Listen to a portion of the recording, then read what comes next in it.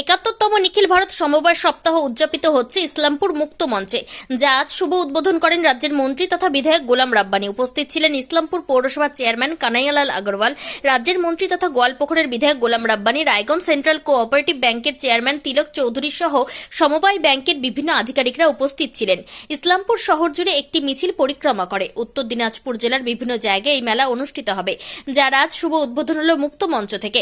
7 দিন ব্যাপী এই মেলা চলবে বলে জানান মন্ত্রী আজ বলেন, ব্যাংকের থেকে ঋণ নিন ও ঋণ পরিশোধ করুন, ঋণ নিয়ে ব্যবসা শুরু করুন।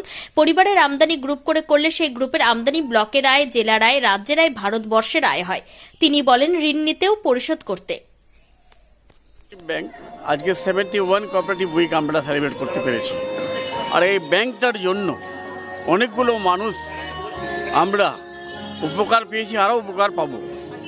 2 নম্বর, যতগুলো এমপ্লয়িজ আছে, এমপ্লয়িজরা অন্য ব্যাংকে লোন নিতে গেলে অনেক অসুবিধা হয়, কিন্তু নিজে নিজে ছোটো ছোটো কোঅপারেটিভ করে আমরা যখন তখন এই 50,000, 1 লক্ষ, 2 লক্ষ, 3 লক্ষ, 5 লক্ষ, 10 লক্ষ, এবং হাউস বিল্ডিং লোন, তারপরে ওর পার্সোনাল লোন, তারপরে সেলফ হেল্প গ্রুপকে লোন, প্যাক্সগুলোকে লোন 4% ইন্টারেস্টে, 3% ইন্টারেস্টে, 4% না 2% ইন্টারেস্ট 2% ইন্টারেস্ট।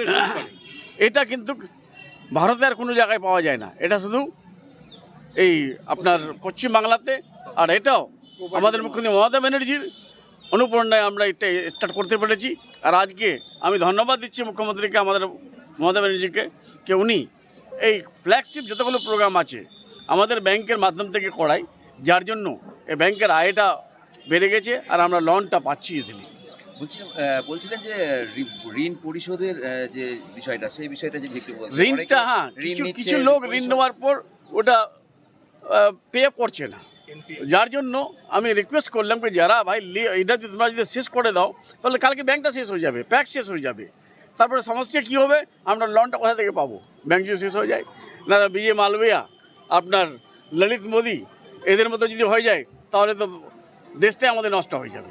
যার জন্য আমি চাচ্ছি কি যারা ওরা তো কয়েক হাজার কোটি টাকা নিয়ে পালিয়েছে না, এখানে কিন্তু কয়েক হাজার কোটি টাকা নাই, 1500 আমাদের ডিপোজিট আছে, 800 কোটি টাকা আমরা 1500 কোটি ডিপোজিট আছে, আর 800 কোটি আমরা লোন দিতে পেরেছি। যার জন্য যারা লোন নিচ্ছে তাদেরকে আমার রিকোয়েস্ট যে তারা লোনটা সময়ের মতো পে আপ করে দেয়। কয়দিন চলবে এই প্রোগ্রাম? এটা তো কালকে আবার 14 থেকে 17, যেমন কালকে আছে রায়গঞ্জে। আর একটা জিনিস বলছি, এখন আমাদের মুখ্যমন্ত্রী মমতা ব্যানার্জি ওখানে আছে হিলে যতগুলো হোম স্টে আছে সবকটাই লোন নিচ্ছে, সেলফ হেল্প গ্রুপ করে নিয়েছে, ওখান থেকে আয়টা বাড়ায়। এখানে লোক যায়, টুরিস্টরা যায়, ওখানে ম্যানেজমেন্ট করে, ওদের আয় হয়, আর বাড়ি ঘরগুলো আমাদের ব্যাংক থেকে হয়ে যায়। বলছিলাম স্যার, এই রাজ্য সরকারের যে সেলফ হেল্প গ্রুপ রয়েছে, যেগুলোতে বিশেষ করে রাজ্য সরকার জোর দিচ্ছে, এই সেলফ হেল্প গ্রুপের মধ্য দিয়ে অনেক শাখা যেগুলো রয়েছে সেগুলো কিন্তু উপকৃত হচ্ছে। আর সেগুলো বিষয় যদি একটু বিস্তারিত ভাবেন, কতটা করে পরবর্তীতে যারা রয়েছে, যে সকল শাখা এই সেলফ হেল্প গ্রুপের সাথে যুক্ত পারে, তারা কতটা সহায়তা পাবে এবং তারা ব্যবসার জন্য কতটা এই টাকাকে কাজে লাগাতে পারবে, সেটি যদি দেখো, এখন আমি এনআরইস দপ্তরের নন কনভেনশনাল রিনিউয়েবল সোর্স এনার্জির আমি মন্ত্রী। আমি একটা সাবমার্জিবল পাম্প দেবো, যদি সেলফ হেল্প গ্রুপ না পাই, প্যাক্স যদি না পাই, আমি দেবো কাকে? Wheel be responsible. একটা ইন্ডিভিজুয়ালকে আমরা দিলে ওই ইন্ডিভিজুয়ালটা ফেরত দেয় না, যার জন্য একটা গ্রুপ করে দিলে, আর তারপরে আমরা ঋণ দিচ্ছি, ওই ঋণটা পয়সাটা নিয়ে যদি একটা ব্যবসা স্টার্ট করে, ওই ব্যবসা করলে ওর পরিবারের আমদানি, ওই যেটা গ্রুপ আছে ওই গ্রুপের আমদানি, তারপরে ওই পঞ্চায়েতের আমদানি, তারপরে ব্লকের আয়, সাব ডিভিশনের আয়, জেলার আয়, পশ্চিমবাংলার আয়, আমাদের ভারতের আয়। যার জন্য আমি ঋণ নিতে বলছি আর জমা করতে বলছি। ঠিক আছে।